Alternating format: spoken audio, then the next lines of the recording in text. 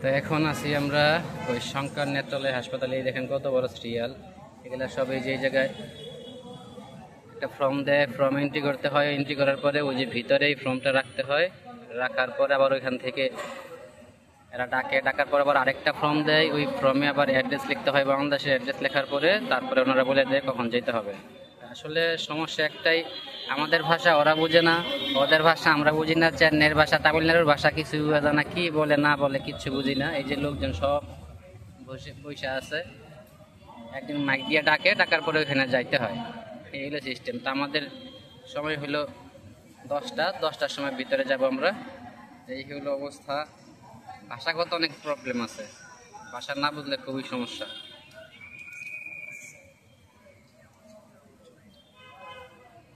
তো যাই হোক, মানে কষ্ট মষ্ট করে ফর্ম টর্ম পূরণ করলাম। এখন 10টা বাজুক, ভিতরে যাব। ভিতরে যাওয়ার পরে তার বাকিটা অবস্থা কি সেটা পরে বোঝা যাবে আর কি।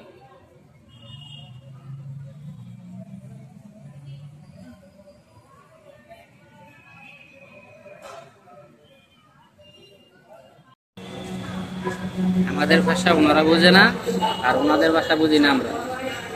বিরাট সমস্যা, কারো ভাষা কেউ বুঝি না, ভাষাগত অনেক সমস্যা। কলকাতায় তো সব বোঝা যায়, তামিলনাড়ুতে কিছুই বোঝা যায় না। কোনো কষ্ট মষ্ট করে তাদেরকে কিছু বুঝাইলাম, কিছু বাংলা মাঝে মাঝে ওনারা বোঝে।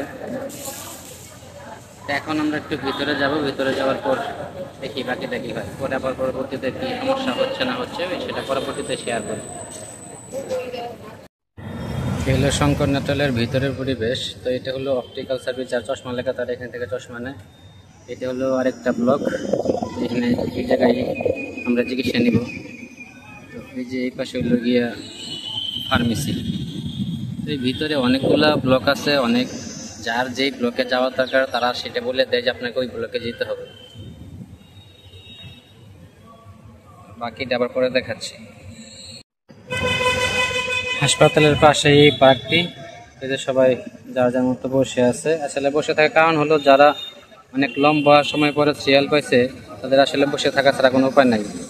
তো এই হাসপাতালের পাশে এই পার্কটির মধ্যেই সবাই বসে থাকে, যার যখন সময় হয় তখন এখান থেকে উঠে তার সময় অনুযায়ী যেই ডিপার্টমেন্টে যেতে হবে সেই ডিপার্টমেন্টে চলে যায়। ওই যে ভিতরে ওইটি হলো হাসপাতাল।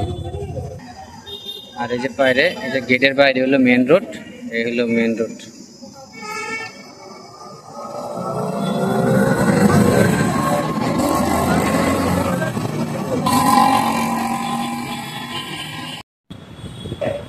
আমাদের এভরিথিং কাজ কমপ্লিট। আজকে ডাক্তার দেখানো তো এখন পর্যন্ত হয় না, ডাক্তার দেখানোর আগে যে কাজগুলো আছে, চোখের প্রেশার, চোখের যেসব জিনিসগুলো থাকা দরকার দেখানোর আগে, মানে আমাদের দেশে যে নিয়মটা আছে যে ডাক্তাররাই চোখ দেখে যেদিনকে দেখে ওইদিনকে দেখার পরে তারপর ওনারা কিছু কাজগুলো করে। তো এখানে সিস্টেমগুলো পুরোপুরি ভিন্ন। আগে জুনিয়র ডাক্তাররা দেখে চোখে যাবতীয় যা কিছু করা দরকার সেগুলো শেষ করে রাখে। আমাদের এগুলো আজকে কমপ্লিট হয়েছে। তো কালকে আমাদের ডাক্তারের ডেট পড়ছে, কালকে আমরা ডাক্তার দেখাবো সকাল 8:30টায়। এখন দেখা যাক যে উদ্দেশ্যে আমরা আছি সেই উদ্দেশ্য সফল হয় কিনা। কালকে সবাই দোয়া করবেন ইনশাল্লাহ, যাতে আমাদের যে উদ্দেশ্যে চেন্নাই আসা সেটা যাতে সফল হয়। এখানে ডাক্তাররা বাংলা বুঝে, ভিতরে যাকে দেখে বুঝলাম যে হ্যাঁ বাংলা কিছু কিছু বুঝে, আর বাংলা অনেক ডাক্তাররাই বুঝে। যাই হোক, দেখি কালকে কি হয়।